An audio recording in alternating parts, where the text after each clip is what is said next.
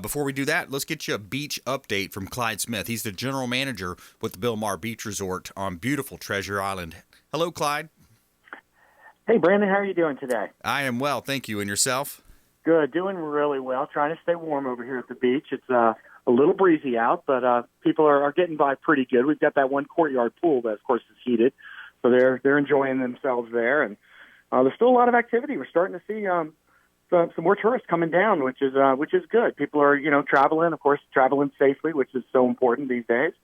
And they seem to be having a really good time at the beach, even with this cooler weather. Of course, Johns Pass is only a mile away, so that's a great place you can duck in and out of the cool weather and have a good time. But this weekend should be good for the Super Bowl. We're looking forward to that.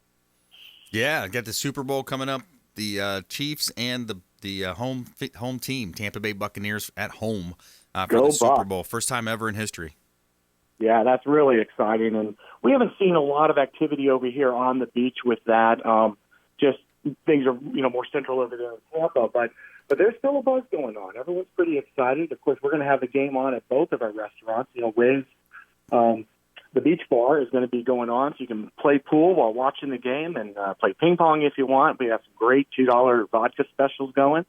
And then over at Sloppy Joe's, between the two restaurants, we're going to have 17 TVs showing the game, even where you can sit out on the beach chair and watch it from the beach and get a good view of the game still. So it should be a good weekend. Yeah, that's going to be awesome. Can you talk about, because I know you're involved with a lot of organization, can you talk about the economic impact, what it would have been pre-COVID versus, post-COVID now, or, in the middle of COVID? Yeah, just to use me as an example, we had 113 rooms held out of our 166. And, they started talking about reductions in the, overall capacity. We dropped that in half, then we dropped it down to 40, and then right now I have no rooms officially with the Super Bowl. So it really did impact the beaches quite a bit. I think one of the big hotels on St. Pete Beach got some of the ESPN there, which is a nice block if you can get that. Tampa hotels are doing well, so there's still activity, mainly with the press that's in town. Yeah. But it definitely cut into what we would have normally seen. That being said, to see Tampa Bay all over the news and Good Morning America and everywhere, I think that's overall going to, have a lasting impact for the whole area. I think we'll get some great press, and if the weather's as good as it looks like it might be on Sunday, I think that'll show us well to all our northern friends that are, snowed in right now. It's pretty rough up there. So I think we're going to get mileage out of it and hopefully a win out of it, and that would all be good for us. Yeah, it could be really cool. By the way, if you just joined us, we're talking with Clyde Smith. He's the general manager of the Bilmar Beach Resort, longtime friend of the Consumer Quarterback Show, the official hotel partner of the Consumer Quarterback Show on beautiful Treasure Island, Pinellas County, Florida, right here in the best Tri-City area. I call it the best place to live, work, and play, Tampa, St. Pete, Clearwater, when you look at everything that we offer here in the greater Tampa Bay area. And the effects, again, of the COVID, some people call it the Chinese virus because it came from China, as our former president called it. When you look at just the ripple effect, even with the radio show, the TV show that we're promoting and producing, I was mentioning to some of the team today, and I said, hey, you guys have any idea where we might be able to get some interns? Because I had mentioned specifically Connecticut School of Broadcasting, and somebody had mentioned, well, they're out of business now. So that was another. I didn't realize that Connecticut School of Broadcasting went out of business because we used to pull some interns from there that would help with setup and some of the video production and things of that nature. Sure. But yeah, just the ripple effect of what's happened to our economy has been pretty interesting. Yeah, I know Florida State has a real good communications school, so you can reach out to them perhaps to get some Knowles down there. There we go. I'm open. Hey, we're open to it. But that could work. But yeah, so when you talk about the Bilmar Beach Resort and the Treasure Island, the local municipality down there has done a lot to really just revamp that area, and just everything from sidewalks, transportation, and just the area in general is such a draw, Clyde. They sure have, and they started with the new beach trail a few years ago, and that's just gorgeous. At night, it's all lit with nice low amber lights, and it's just about a mile long. It takes you behind some of these turn of the century, older hotels, but they've been kept up. There's a real pride in ownership here as hoteliers stick together and help each other.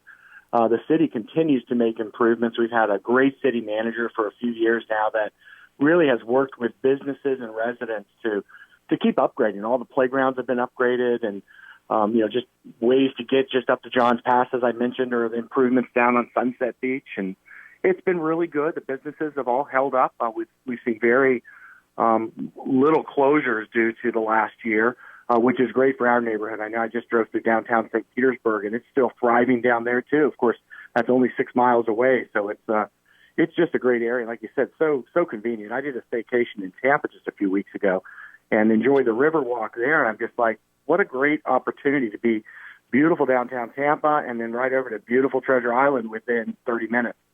So Yeah. it is a good place, and we love our locals. They certainly have made our last year, kept us successful, kept my people employed, and we still keep that resident rate at the year-round discount.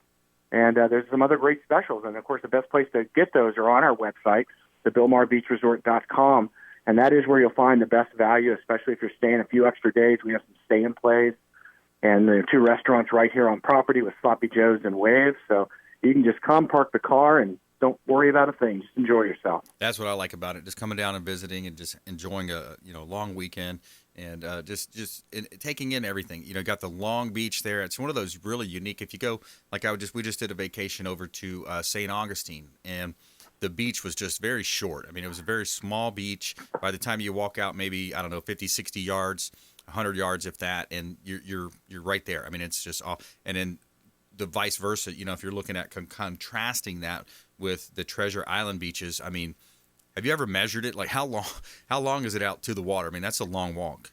It's about 400 yards all the way out. Yeah. It's definitely out there, and when we lose sand on north and south, we gain a little bit right here. And all things considered, I'll take that to the alternative. I've been at some resorts where you sit and you hear every kid yelling Marco Polo over at the pool, and it drowns out the waves. And so here, when you're down at the water's edge, you're a world away. It's really nice. And of course, we have our friend Turbo down there that rents the cabanas. You can take the beach chairs that come with the resort stay, or get a nice cabana, which on a windy day like this makes it real nice down there. And paddleboards and kayaks, you get to take those out on a day that's not like today, but soon it'll be perfect weather for it.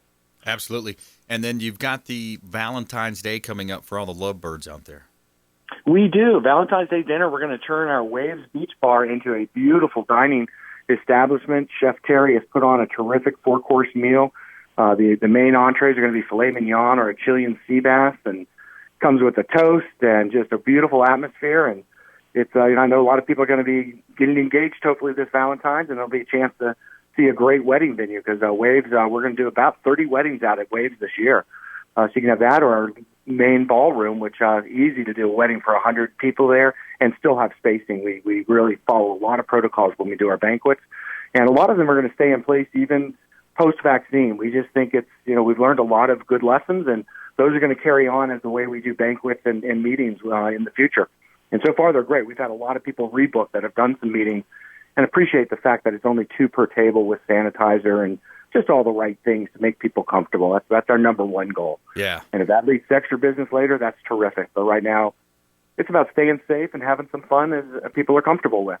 Yep, that's important. All right, Clyde Smith, General Manager, Bilmar Beach Resort. Book directly online. And Clyde Smith, we appreciate the beach update, my friend. Brandon, thanks for having me on again. Have a great day. Be safe. My pleasure. Take care. All right, when we come back, we're going to take a quick break here. When we come back, we're going to talk with Doug Levi, Strategic Insurance. We're going to talk about